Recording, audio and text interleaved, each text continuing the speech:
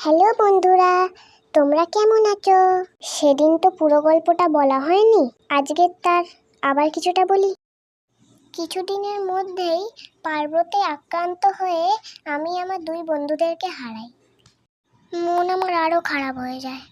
তখন আমিও অসুস্থ হয়ে পড়ি, কিন্তু এই বাড়ির মানুষগুলোকে একদম ভালো লাগতো না।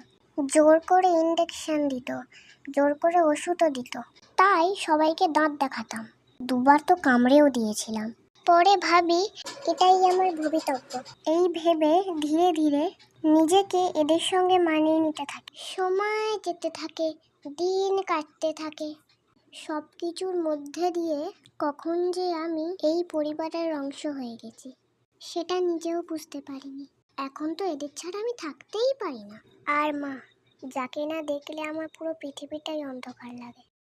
আমরা এখন কতটা মজা করে থাকি সেটা দেখার জন্য নেক্সট পার্ট অবশ্যই দেখতে হবে। টাটা বন্ধুরা।